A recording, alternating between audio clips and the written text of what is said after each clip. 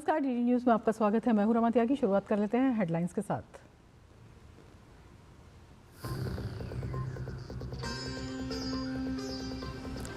दुनिया में भारत के विकास की रफ्तार सबसे तेज, सकल घरेलू उत्पाद पिछले 10 वर्षों में हुआ दोगुना, आईएमएफ ने लगाई मोहर।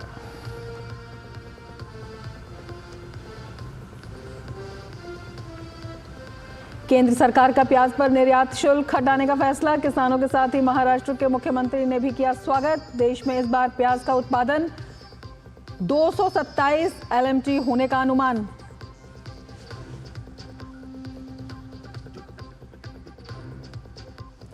कर्नाटक के सरकारी ठेकों में मुसलमानों को 4% आरक्षण पर बहस के बीच आरएसएस महासचिव दत्तात्रेय होसबोले ने धर्म के आधार पर आरक्षण को बताया असंवैधानिक।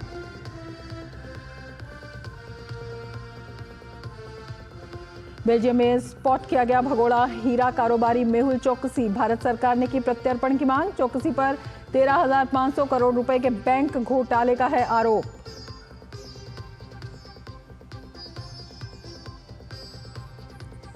और इंडियन प्रीमियर लीग में आज 2 मैच होंगे। पहले मुकाबले में हैदराबाद में सनराइजर्स हैदराबाद का सामना राजस्थान रॉयल्स से होगा, जबकि चेन्नई में चेन्नई सुपर किंग्स और मुंबई इंडियंस के बीच होगी भिड़ंत।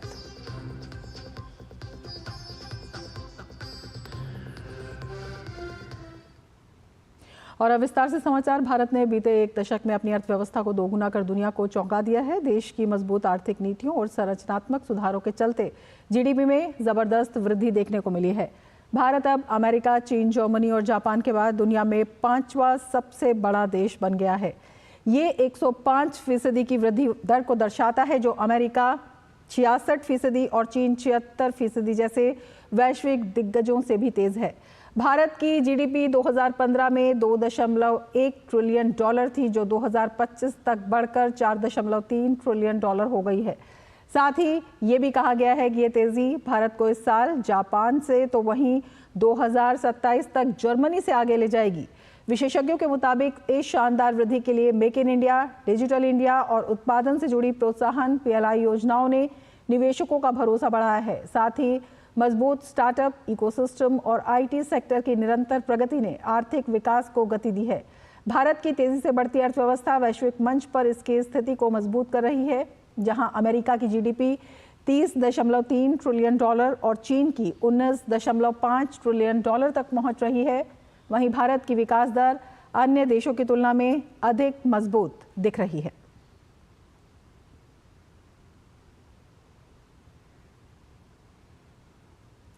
केंद्रीय वाणिज्य एवं उद्योग मंत्री पीयूष गोयल ने पिछले दशक में भारत की जीडीपी दोगुनी होने पर सोशल मीडिया प्लेटफॉर्म X पर लिखा, वैश्विक बदलाव वास्तविक है। प्रधानमंत्री नरेंद्र मोदी जी ने पिछले दशक में भारत की जीडीपी को दोगुना करने में महत्वपूर्ण भूमिका निभाई है, जिससे भारत जल्द ही वैश्विक स्तर पर तीसरी सबसे बड़ी अर्थव्यवस्था बन जाएगा।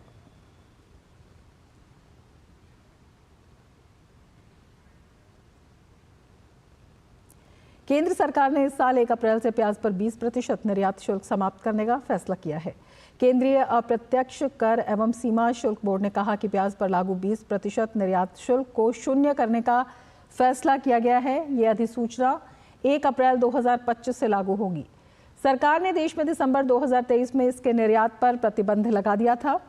निर्यात प्रतिबंध के बावजूद वित्त वर्ष 2023-24 के दौरान कुल प्याज का निर्यात 17.17 लाख टन और वित्त वर्ष 2024-25 में 18 मार्च तक 11.65 लाख टन रहा। सरकार के अनुसार मासिक प्याज निर्यात मात्रा सितंबर 2024 में 72,000 टन से बढ़कर जनवरी 2025 में 1.85 लाख टन हो गई है। उपभोक्ता मामलों के मंत्रालय ने कहा, ये निर्णय किसानों को लाभकारी मूल्य सुनिश्चित करने और उपभोक्ताओं के लिए प्याज की कीमत काबू में रखने के लिए सरकार की प्रतिबद्धता का एक और प्रमाण है। केंद्र सरकार द्वारा 1 अप्रैल से प्याज पर 20% निर्यात शुल्क हटाने के फैसले का महाराष्ट्र के मुख्यमंत्री देवेंद्र फडणवीस और वहां के किसानों ने स्वागत किया है। इस महीने महाराष्ट्र की प्रमुख मंडियों जैसे लासलगांव और पिंपल गांव में प्याज की आवक बढ़ी है, जिससे कीमतों में भी नरमी आई है। वहीं कृषि एवं किसान कल्याण विभाग के मुताबिक भारत में इस बार रबी में प्याज का उत्पादन 227 LMT होने का अनुमान है। जो पिछले साल के 192 LMT से 18% अधिक है। ये उत्पादक देश की कुल प्याज आपूर्ति का 70 से 75% हिस्सा है और इसे अक्टूबर-नवंबर में खरीफ फसल आने तक बाजार में स्थिरता बनी रहेगी। महाराष्ट्र के किसानों ने सरकार के फैसले का स्वागत किया है। केंद्र सरकार ने आज प्याज निर्यात पे जो 20% ड्यूटी थी वो हटाने का फैसला किया है। आज वैसा नोटिफिकेशन सरकार की तरफ से निकाला गया है। उसमें 1 अप्रैल 2025 से प्याज के निर्यात पर कोई भी ड्यूटी नहीं लगने वाली है। प्याज के ऊपर जो निर्यात शुल्क है वो हटाने के बाद एक तरफ से किसान को दिलासा मिल गया, उत्पादन खर्चा बढ़ गया और किसान को दाम नहीं मिल रहा था। इसलिए केंद्र सरकार ने जो निर्णय लिया है उसका हम उनका अभिनंदन करते हैं, क्योंकि किसान रात दिन मेहनत करता है लेकिन उसका जो मेहनत जो है उसका मेहनत का दाम नहीं मिल रहा था। महाराष्ट्र के मुख्यमंत्री ने 2027 में होने वाले कुंभ मेले की तैयारियों की समीक्षा के लिए नासिक का दौरा किया। इस दौरान उन्होंने नासिक के त्र्यंबकेश्वर मंदिर में पूजा अर्चना की। मीडिया को संबोधित करते हुए उन्होंने कहा कि नासिक में वर्ष 2027 के कुंभ मेले की तैयारी जोर शोर से की जा रही है, जिसमें नए सीवेज ट्रीटमेंट प्लांट, आवास, निर्दिष्ट स्थान और पार्किंग क्षेत्र के निर्माण की योजना है। महाराष्ट्र के मुख्यमंत्री देवेंद्र फडणवीस ने आज त्र्यंबकेश्वर ज्योतिर्लिंग में पूजा अर्चना की और प्रशासन से स्थिति का जायजा लिया। फडणवीस ने आश्वासन दिया कि मास्टर प्लान को लागू करने के लिए धन की कोई कमी नहीं होगी। मुख्यमंत्री ने कहा कि कुंभ स्नान के लिए लाखों श्रद्धालुओं के त्र्यंबकेश्वर आने की उम्मीद है। 2027 में महाराष्ट्र के नासिक और त्र्यंबकेश्वर में सिंहस्थ महाकुंभ का आयोजन होगा। इस आयोजन की दृष्टि से हम लोग लगातार बैठकें कर रहे हैं। नासिक में क्या करने की आवश्यकता है, इसका एक मास्टर प्लान हमने तैयार किया था, जिसको हमने पिछले ही समय मान्यता दी है। उसके काम भी हम चालू कर रहे हैं, जिसमें बड़े पैमाने पर यहाँ पर पानी साफ हो, इस दृष्टि से STP की व्यवस्था हो, रास्तों की व्यवस्था हो, ब्रिजेस की व्यवस्था हो, साधु ग्राम की जो जगह है उसको अधिग्रहित करके वहां पर सारी व्यवस्थाएं खड़ी करनी हो। ये सारी व्यवस्थाएं हम लोग कर रहे हैं। जिस प्रकार से प्रयागराज में जो प्लानिंग हुआ था उससे ज्यादा लोग वहां पर आए, वैसे ही अपेक्षित है कि यहाँ पर भी ज्यादा लोग आएंगे। इसलिए हम लोगों ने अब यहाँ पर मेला प्राधिकरण का कानून बनाने का तय किया है। राष्ट्रीय जांच एजेंसी ने 2024 चंडीगढ़ ग्रेनेड हमले के मामले में बब्बर खालसा इंटरनेशनल यानी BKI आतंकवादी संगठन के 4 आतंकवादियों के खिलाफ आरोप पत्र दाखिल किया है। आरोप पत्र दाखिल किए गए आरोपियों में पाकिस्तान स्थित नामित व्यक्तिगत आतंकवादी हरविंदर सिंह संधू उर्फ रिंदा और अमेरिका स्थित हरप्रीत सिंह उर्फ हैप्पी पासिया शामिल हैं। ये दोनों आतंकवादी हमले के मुख्य संचालक और साजिशकर्ता थे। उन्होंने ग्रेनेड हमले को अंजाम देने के लिए चंडीगढ़ में भारत स्थित जमीनी गुर्गों को रसद सहायता, आतंकी फंड, हथियार और गोला बारूद मुहैया कराया था। हमले का उद्देश्य पंजाब पुलिस के एक सेवानिवृत्त अधिकारी को निशाना बनाना था। जांच से पता चला कि रिंदा ने हैप्पी पासिया के साथ मिलकर ग्रेनेड हमले के माध्यम से कानून प्रवर्तन अधिकारियों और आम जनता के बीच आतंक फैलाने की साजिश रची थी, जिसका उद्देश्य BKI के आतंकवादी एजेंडे को बढ़ावा देना था। जांच से पता लगा कि रिंदा और हैप्पी ने अन्य आरोपियों रोहन मसीह और विशाल मसीह को ग्रेनेड फेंकने से पहले 2 बार लक्ष्य पर टोही करने का निर्देश दिया था। मामले की जांच जारी है और NIA BKI आतंकी समूह के अन्य सदस्यों का पता लगाने और भारत में इसके नेटवर्क को खत्म करने की कोशिश कर रही है। भगोड़े हीरा कारोबारी मेहुल चोकसी को बेल्जियम में स्पॉट किया गया है। बेल्जियम में होने की पुष्टि के बाद भारत ने बेल्जियम से मेहुल चोकसी के प्रत्यर्पण की मांग की है।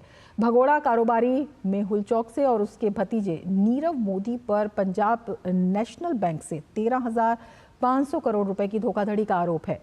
भारत सरकार ने अब बेल्जियम से मेहुल चोकसी के प्रत्यर्पण की मांग की है। F रेजिडेंसी कार्ड मिलने के बाद वो अपनी पत्नी प्रीति चोकसी के साथ बेल्जियम के एंटवर्प में रह रहा है, लेकिन इलाज का हवाला देकर अब वो स्विट्जरलैंड जाने की प्लानिंग कर रहा है। आपको बता दें कि दिसंबर 2024 में मुंबई की एक विशेष अदालत ने प्रवर्तन निदेशालय की ओर से 2018 से जब्त की गई चोकसी की संपत्तियों की बिक्री की अनुमति दी थी।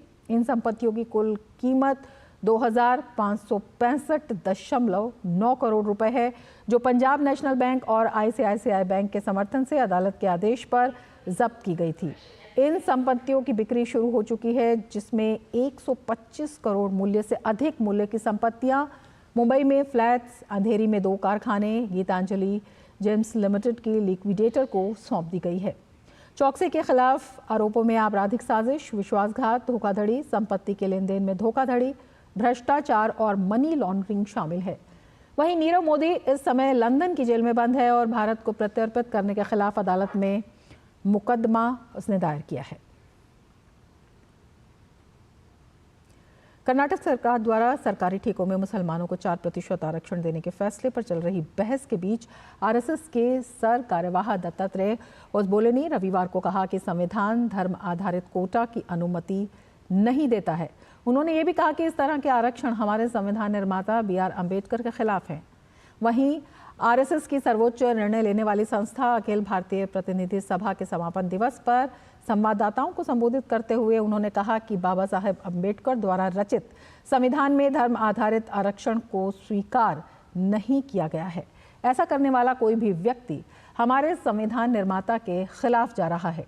उन्होंने ये भी बताया कि पूर्ववर्ती अविभाजित आंध्र प्रदेश और महाराष्ट्र द्वारा मुसलमानों के लिए धर्म आधारित आरक्षण लागू करने के पिछले प्रयासों को उच्च न्यायालयों और सर्वोच्च न्यायालय ने खारिज कर दिया था। Religion based reservation is not possible. Backward class within that religion, it is there. Karnataka में है, महाराष्ट्र में बहुत जगह पर है. Backward communities within it. See, that is why religion based reservation is not accepted in the constitution authored by Dr. Baba Saheb Ambedkar. Anybody who thinks of this, they are going against the wishes of the founding fathers of the constitution.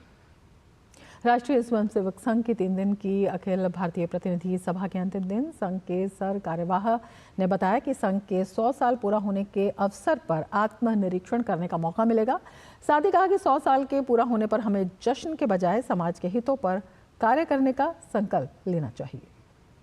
The 100th year definitely provides us an occasion, an opportunity to, number one, to introspect.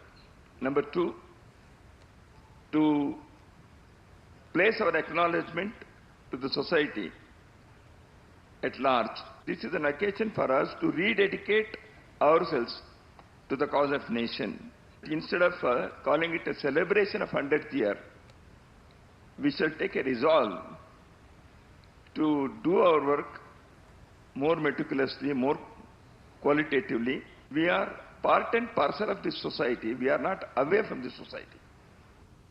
और bulletin में फिलहाल लेते हैं एक break. आप देखते रहिए DD news.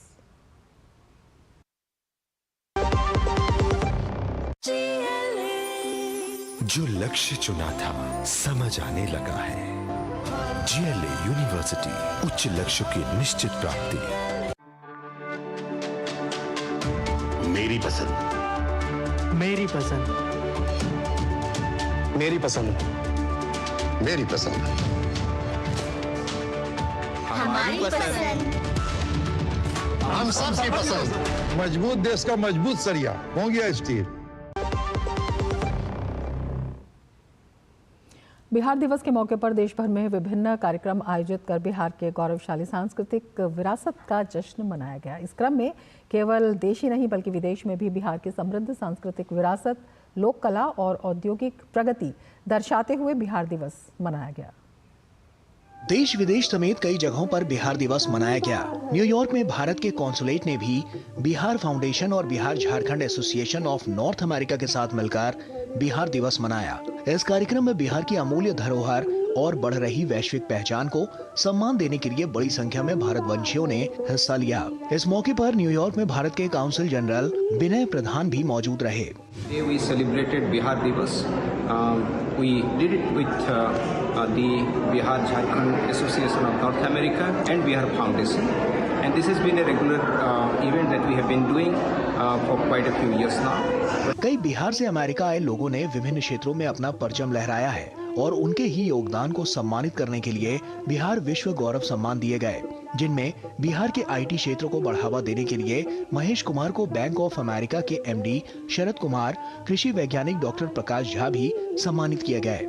ये जो समय है, इस पल में जो हम कम्युनिटी के लिए काम करते हैं और मैं युवाओं को देखता हूँ, उनमें जो जिज्ञासा है काम करने की कम्युनिटी के लिए, खासकर बिहार की कम्युनिटी में, वो देखकर मुझे ये लगता है कि काफ़ी पोटेंशियल है बिहार के युवाओं में। और हम लोग एग्रीकल्चर के लिए काम करते हैं और फार्मर्स की रेजिलियंस को देखकर हम बात करें तो बिहार के जो फार्मर्स की जो रेजिलियंस है, वो रेजिलियंस एक लॉन्ग टर्म में भारत के विकास के लिए और विश्व के विकास के लिए काम आएगा। मेरे लिए बहुत गर्व और विनम्रता दोनों का अनुभव हो रहा है। बिहार मेरी मिट्टी है, हमेशा से जुड़ा रहा हूँ और लगता है कि जो भी आज कुछ हूँ तो बिहार की वजह से ही हूँ। और बहुत बहुत धन्यवाद बजाना का। इस कार्यक्रम में पद्म विभूषण बिहार की कोकिला स्वर्गीय शारदा सिन्हा को भी याद किया गया। न्यूयॉर्क में मनाया गया बिहार दिवस वैश्विक पटल पर बिहार के बढ़ रहे योगदान और प्रतिभागिता को भी दर्शाता है। मेघना देव की रिपोर्ट, DD न्यूज। दक्षिण अफ्रीका के Phoenix settlement trust Gandhi development trust द्वारा महात्मा गांधी से संबंधित कलाकृतियों और दस्तावेजों को नई दिल्ली के राष्ट्रीय गांधी संग्रहालय को सौंपा गया। विदेश मंत्री S जयशंकर ने महात्मा गांधी से जुड़े दस्तावेजों को मिलने पर खुशी जाहिर की। उन्होंने कहा कि बापू का जीवन और संदेश आने वाली पीढ़ियों को प्रेरित करते रहेंगे।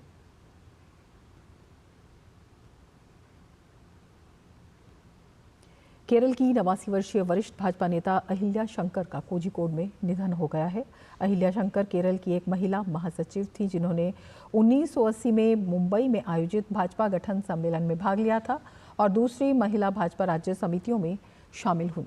उन्होंने महिला मोर्चा के प्रदेश अध्यक्ष और प्रदेश महासचिव के पद पर कार्यभार संभाला। साथ ही भाजपा राज्य समिति और राष्ट्रीय कार्यकारिणी समिति के सदस्यों के पदों पर भी रहीं। वे कई निगमों में भाजपा की उम्मीदवार थीं। वे 1982 और 1987 में बेपोर से और 1996 में कोयलांडी से विधानसभा चुनाव लड़ी। वहीं 1989 और 1991 में मंजेरी से और 1997 में पोनानी से लोकसभा चुनाव लड़ी। केरल की वरिष्ठ भाजपा नेता अहिल्या शंकर के निधन पर प्रधानमंत्री ने उनके बेटे सलिल शंकर को शोक संदेश भेजा और अपनी संवेदना और गहरी सहानुभूति व्यक्त की। इस शोक संदेश में पीएम ने कहा कि अहिल्या शंकर का निधन अपूरणीय क्षति है। प्रधानमंत्री ने कहा कि राजनीति में अग्रणी महिला नेताओं में से एक अहिल्या शंकर ने जनसंघ के समय से ही केरल में पार्टी को मजबूत करने में महत्वपूर्ण भूमिका निभाई। अपने लंबे और शानदार सार्वजनिक जीवन के दौरान गरीबों और हाशिए के समुदायों के अधिकारों के लिए उन्होंने कई आंदोलनों का नेतृत्व किया। प्रधानमंत्री ने कहा कि चाहे राज्य स्तर पर हो या राष्ट्रीय स्तर पर, उन्होंने पार्टी संगठन में महत्वपूर्ण जिम्मेदारियों को बड़ी लगन के साथ पूरा किया। पीएम ने कहा कि अहिल्या शंकर का जीवन और आदर्श कई महिलाओं को सार्वजनिक जीवन में अपनी पहचान बनाने के लिए प्रेरित करते रहेंगे। शहीद दिवस के मौके पर दिल्ली की मुख्यमंत्री रेखा गुप्ता ने मालवीय नगर के शहीद भगत सिंह पार्क में शहीद आजम भगत सिंह की प्रतिमा का अनावरण किया। इस दौरान विशिष्ट अतिथि के रूप में सांसद बांसुरी स्वराज भी मौजूद रहीं। इस मौके पर उन्होंने शहीद भगत सिंह को नमन करते हुए कहा कि कुछ दिन पहले भगत सिंह की तस्वीर पर विपक्ष ने शोर मचाया था, फिर भगत सिंह की मूर्ति इस पार्क में खंडित क्यों थी। कुछ दिन पहले एक विषय आया तो विपक्ष ने बड़ा शोर मचाया। भगत सिंह जी की तस्वीर राइट दीवार पे क्यों है, लेफ्ट दीवार पे क्यों नहीं है, पीछे क्यों है, आगे क्यों नहीं है। शहीद पुत्र भगत सिंह जी की मूर्ति 2 साल से उनके विधायक क्षेत्र में टूटी पड़ी थी, तब उनके द्वारा गौर नहीं किया गया। क्यों सतीश उपाध्याय जी को आने के बाद तुरंत उसको क्षेत्रीय लोगों के साथ मिलकर के एक नई मूर्ति की स्थापना करना, वो भी आज के दिन। ये तस्वीरें कोई दीवारों पे लगने के लिए नहीं है, ये तस्वीरें हमारे दिल में बसी है। शहीद दिवस के इस मौके पर लोकसभा सांसद बांसुरी स्वराज ने भी शहीद भगत सिंह को श्रद्धांजलि दी। आज जिस प्रतिमा का अनावरण माननीय मुख्यमंत्री जी के करकमलों से हुआ है, ये मात्र एक प्रतिमा नहीं है, ये प्रतिमा प्रतीक है माँ भारती के सपूतों के बलिदान की। भगत सिंह जी का जीवन एक बात बहुत स्पष्टता से सिखाता है। उनका जीवन ये सिखाता है कि युवा की ऊर्जा, युवा का ध्येय और युवा का जीवन, ये तीनों समर्पित होना चाहिए राष्ट्र के प्रति। भगत सिंह की ही तर्ज पर किस तरह कर्मठता के साथ सेवा परमः धर्मः राष्ट्र सर्वोपरि को ग्राउंड पे अगर कोई चरितार्थ कर रहा है तो वो है हमारी माननीय मुख्यमंत्री, भाजपा की मुख्यमंत्री रेखा गुप्ता जी। केंद्रीय खेल मंत्री मनसुख मांडविया ने उत्तर प्रदेश के लखनऊ में भारतीय खेल प्राधिकरण द्वारा आयोजित फिट इंडिया संडे मूवमेंट में शिरकत की। उनके साथ उत्तर प्रदेश के मंत्री गिरीश चंद्र यादव भी मौजूद रहे। इस मौके पर मनसुख मांडविया ने साइकिल को प्रदूषण का एक समाधान बताया। साथ ही उन्होंने ये कहा कि ये फिट रहने का भी मंत्र है। फिट इंडिया मूवमेंट में हर वीक संडे ऑन साइकिल समग्र देश में एक मूवमेंट के रूप में चल पड़ा है। देश के युवा, देश के बुजुर्ग, देश के सब लोग संडे 1 घंटे के लिए अपने स्वयं को फिट रखने के लिए साइकिलिंग करते हैं। मैं भी आज लखनऊ में मेरे राज्य के साथी स्पोर्ट्स मिनिस्टर गिरीश यादव जी के साथ 1000 युवाओं के साथ लखनऊ में साइकिलिंग करके ओबेसिटी के अगेंस्ट साइकिलिंग करके अपने स्वयं को फिट रखने के लिए संदेश दिया है। साइकिल पोल्यूशन का सॉल्यूशन भी है। साइकिल फिट रहने का मंत्र है। उत्तराखंड के मुख्यमंत्री पुष्कर सिंह धामी ने देहरादून में राज्य सरकार के वर्ष पूर्ण होने के अवसर पर फिट इंडिया रन को फ्लैग ऑफ किया। इस दौरान मुख्यमंत्री धामी ने कहा, फिट इंडिया मूवमेंट स्वस्थ और मजबूत भारत के सपने को साकार करने का रास्ता है। राष्ट्रीय मिशन है जो स्वस्थ और मजबूत भारत के हमारे सपनों को साकार करता है। फिट इंडिया केवल मजबूत शरीर की बात नहीं है, यह एक स्वस्थ मन और जीवंत आत्मा का आधार है। एक फिट उत्तराखंड ही समृद्ध उत्तराखंड है, जहां हर एक व्यक्ति उन्नति करता है और राज्य की उन्नति में अपना योगदान करता है। बुलेटिन में फिलहाल लेते हैं एक ब्रेक। आप देखते रहिए जीटी न्यूज। मुथूट फाइनेंस पेश करते हैं गोल्ड लोन मेला। गोल्ड लोन लेने पर और कस्टमर रेफर करने पर पाइए सुनहरा मौका, लाखों के गिफ्ट वाउचर जीतने का। साथ ही साथ जीतें आप 24 कैरेट खरा सोना। गोल्ड लोन लेने के लिए आज ही मुथूट फाइनेंस की ब्रांच में जाइए या फिर कॉल कीजिए 1-800-313-1212। जब धरती चीर कर निकलता है लोहे का पत्थर और मिलता है मोंगिया के जोश से, फिर तपता है, पिघलता है और बनता है फौलाद। अब होता है सरिया सारी खूबियों के साथ।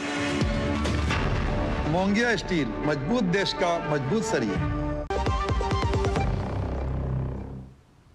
दूरदर्शन भवन में डीडी न्यूज वॉकथॉन का आयोजन किया गया। आयोजन में डीडी न्यूज के सभी कर्मियों ने बढ़ चढ़कर हिस्सा लिया। देखते हैं धीरज कुमार की ये रिपोर्ट।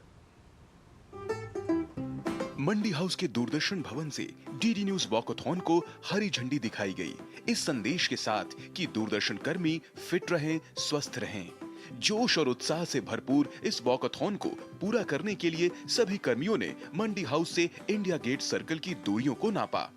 15 दिव्यांगजन भी इस वॉकथॉन का गवाह बने, आम लोगों के साथ हिम्मत से चले। डीडी न्यूज ने एक वॉकथॉन ऑर्गेनाइज किया। माननीय प्रधानमंत्री का जो फिट इंडिया का आह्वान है, उसको देखते हुए हमने सबने ये डिसाइड किया कि हम भी इसका एक हिस्सा बनेंगे। हमारे 300 करीब प्रतिभागी थे। सबको अपनी फिटनेस पे ध्यान देना चाहिए और सबको इसका हिस्सा बनना चाहिए। विशेषज्ञों की माने तो सुबह का टहलना सेहत के लिए जरूरी है। सुबह की ताजी हवा में सैर करने से रोग प्रतिरोधक क्षमता बढ़ती है। दूरदर्शन समाचार के अपर महानिदेशक ने कहा कि रोज व्यायाम से स्वस्थ रह सकते हैं। जैसे कि आजकल हमारे जीवन की जो शैली बन गई है उसमें हमारा जो बहुत सारी ऐसी बीमारियां हैं जो हमारी जीवन शैली की वजह से हो रही हैं लोगों को, और बहुत सारे लोग इससे प्रभावित हैं, इफेक्टेड हैं। अगर हम रोज़ व्यायाम करेंगे और वॉक करेंगे और थोड़ी सी हम फिजिकल एक्सरसाइज करेंगे तो हम इन सब बीमारियों से दूर रह सकते हैं। तो फिट इंडिया मूवमेंट में सभी को भाग लेना चाहिए, सभी को अपने आप को फिट रखना चाहिए और इस अभियान को हम जितना आगे बढ़ा सकें हमें आगे बढ़ाना चाहिए। और उसी कड़ी में आज हम सभी ने मिलकर ये एक छोटा सा वॉकथॉन किया है। दिव्यांगों के लिए बनी संस्था स्वयं और आइडिया ने डीडी न्यूज वॉकथॉन में अपनी मजबूत भागीदारी दिखाई, सुगम्य भारत का मंत्र दिया और हर क्षेत्र में दिव्यांगों को आगे बढ़ाने का संकल्प लिया। आज डीडी मैराथन के वॉकथॉन के इवेंट में आके बहुत अच्छा लगा। थैंक यू सो मच कि आपने उस प्रोग्राम को इंक्लूसिव बनाया। एक्सेसिबिलिटी एक बहुत महत्वपूर्ण फैसिलिटी है which is actually a human right, और आज यहाँ आके ये एहसास होता है कि डीडी एक फैमिली की तरह इंक्लूसिविटी के ऊपर विश्वास रखती है और उसको प्रमोट करती है। बहुत अच्छा पहल है डीडी की तरफ से। आइडिया और स्वयं ने मिलकर ये जो समागम आज लगाया है कि like minded people, Delhi Doordarshan के परिवार आज इंडिया गेट पे वॉकथॉन में भाग लिया। भारत को एक्सेसिबल बनाए, भारत को इंक्लूसिव बनाए। जब हम डेवलप्ड नेशन की तरफ चल रहे विश्व गुरु बनने में आगे अग्रसर है तो उस समय पे समावेशी भारत होना बहुत ज़रूरी है। इस दिशा में लोगों को संवेदनशील बनाना और उनका माइंडसेट को चेंज करने के लिए ये वॉकथॉन किया गया है। ये सराहनीय कदम है।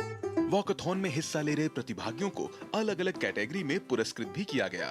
पुरुष वर्ग में राहुल शर्मा पहले और मंथन को दूसरे स्थान के लिए पुरस्कृत किया गया। वहीं महिला वर्ग में प्रतिभा को पहले और कुसुम मीणा को दूसरा स्थान हासिल करने के लिए पुरस्कार प्रदान किया गया। 18 से 40 आयु के पुरुष वर्ग में मयंक और महिला वर्ग में ऋतु को प्रथम स्थान के लिए पुरस्कार प्रदान किया गया। वहीं 40 से 50 आयु के पुरुष वर्ग में असीम मिश्रा और महिला वर्ग में शानू को पुरस्कृत किया गया। इसके अलावा 50 से ज्यादा आयु वर्ग के लिए पुरुष वर्ग में सुशील और महिला वर्ग में रेवती को पहला स्थान हासिल करने के लिए पुरस्कार दिया गया। 4 दिव्यांगजनों को भी पुरस्कृत किया गया। देखिए, बहुत ही अच्छा प्रयास था वॉकथॉन। डीडी न्यूज़ के माध्यम से एकता, स्वास्थ्य और सामाजिक जागरूकता के बहुत ही अच्छा शानदार एक संदेश दिया है और इस तरीके से कि किस तरीके से फिटनेस को हम और बढ़ा सकते हैं। और प्रधानमंत्री हमेशा कहते हैं कि फिटनेस की डोज आधा घंटा रोज, तो निश्चित तौर पे सबके लिए संदेश है कि अपने फिटनेस को हमेशा आगे रखें और हमेशा फिट रहें। बहुत अच्छा इनिशिएटिव था। हम दूरदर्शन भवन से पूरा इंडिया गेट का सर्कल पूरा किया, वापस इंडिया गेट आए। फिट रहने के लिए बहुत अच्छी इनिशिएटिव है। जो प्रोग्राम रखा बहुत अच्छा रखा है। जिसने एक्सरसाइज नहीं किया होगा, जिसने मॉर्निंग वॉक नहीं किया होगा, वही मॉर्निंग वॉक करने लग जाएगा। साथ ही ऐसे आयोजन के जरिए फिट इंडिया के मंत्र को पूरा करने का संकल्प भी लिया गया। विशेषज्ञों का साफ तौर पे कहना है कि आपकी रोजाना की 25 से 30 मिनट की वॉक आपको सेहतमंद रख सकती है, आपको कई बीमारियों से दूर रख सकती है। और उन बीमारियों की अगर हम बात करें तो उसमें ऐसी बीमारियां हैं जो कि आपके लिए जानलेवा है। तो अगर आपको फिट रहना है, स्वस्थ रहना है, तो रोज़ाना वॉक को ज़रूर प्रेफर करें। कैमरामैन सुनील राणा के साथ Dheeraj Kumar, DD News, Delhi. IPL में आज 2 मुकाबले खेले जाएंगे। सनराइजर्स हैदराबाद और राजस्थान रॉयल्स के बीच दिन का पहला मैच खेला जाएगा। राजस्थान रॉयल्स ने टॉस जीतकर पहले गेंदबाजी करने का फैसला किया है। दिन का दूसरा मुकाबला चेन्नई सुपर किंग्स और मुंबई इंडियंस के बीच होगा। मैच चेन्नई के एमए चिदम्बरम चेपॉक स्टेडियम में शाम 7:30 बजे शुरू होगा। चेन्नई सुपर किंग्स और मुंबई इंडियंस दोनों टीमें 5-5 टाइटल जीतकर लीग की सबसे सफल टीमें हैं। मुंबई ने फाइनल में 3 बार चेन्नई सुपर किंग्स को हराया। वहीं चेन्नई सुपर किंग्स ने 2010 में अपना पहला खिताब मुंबई को ही हराकर जीता था। आज विश्व मौसम विज्ञान दिवस मनाया जा रहा है, जिसका मकसद लोगों को मौसम विज्ञान के साथ इसमें हो रहे बदलावों के बारे में जानकारी देना और जागरूक करना है। इस साल मौसम विज्ञान दिवस की थीम है closing the early warning gap together. इसका मुख्य उद्देश्य जलवायु खतरों को देखते हुए वैश्विक चेतावनी प्रणाली को और मजबूत करना है।